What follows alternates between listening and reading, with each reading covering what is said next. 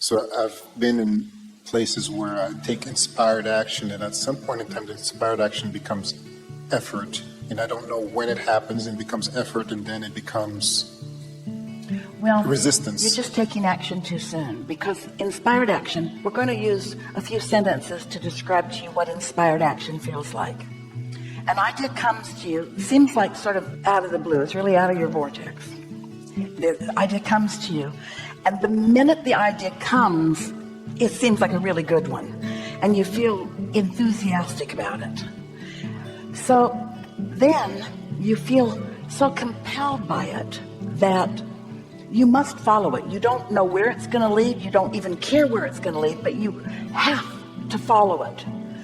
And what you're picking up on is the enthusiasm of your inner being, who knows you're on the trail and knows where the trail is going to lead. But when you push it yourself, when you want to feel that way but aren't, it's like pushing a noodle. So what you're wanting to isolate, to identify within yourself, is the difference between wanting it so much that you're making it happen. It's the difference between motivation and inspiration. Motivation is me wanting to do it, so I'm making my list, I'm checking it off, and I'm just going to make myself do it even though it doesn't feel like it's the logical thing. And inspiration is where you just feel so inspired to do it that you don't even care who you're in trouble with. You don't care if you don't show up for work. You don't care if you forgot to pick up the kids. You don't care about anything. This was just more important to do.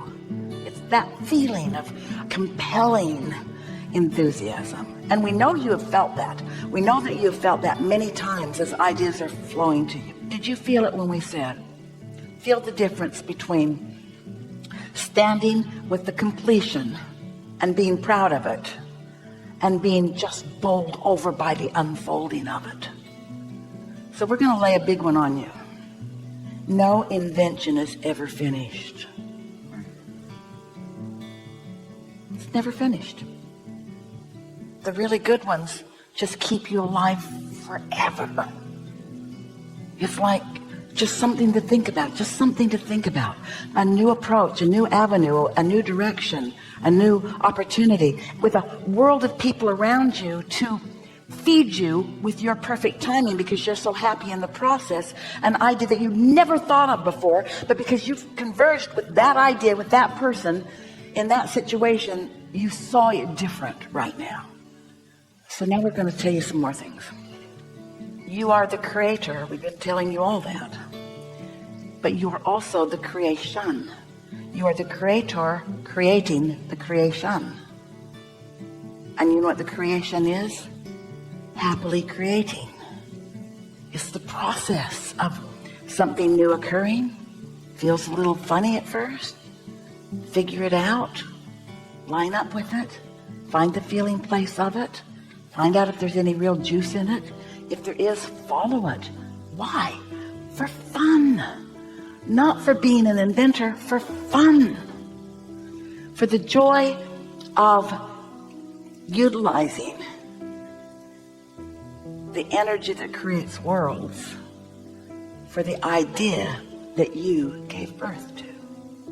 And if at some point in time, because this is my fear that happens, at some point in time, the inspired action, the inspiration, let's say stops or takes a pause, like a... Well, it's all right. It'll peter out from time to time. It's all right. It's all right. Just let it rest till it comes back. Just let it rest. Don't try to make it happen. Just say, that's good for now.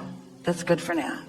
You watch us as you see us on the stage with people. We can go so far with some and further with others. There's no point in pushing anything further than anybody's ready to receive it. And your inner being lovingly knows what you're ready to receive. We have a few questions for you. Let's find out what you're ready to receive. So, how does the sentence or the statement, if not me, who? How does that feel to you? If not me inventing it, then who? Why not me? How does that feel to you? It's me. Yeah. I ought to be able to do this. I am worthy of doing this. I'm smart enough to do this. I really, really, really want to do this. I got source at my back. I'm doing this. I'm doing this.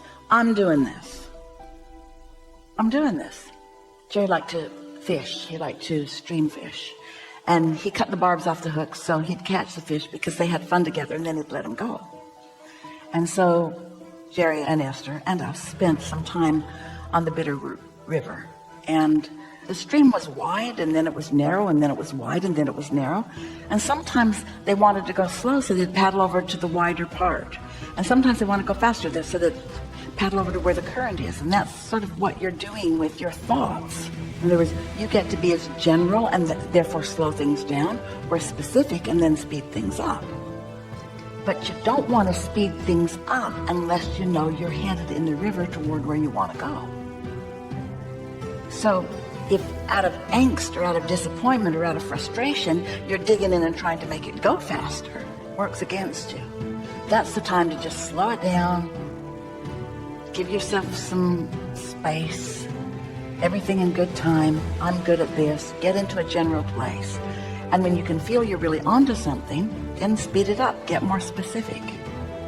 We want you to know there isn't anybody more capable of doing anything than you.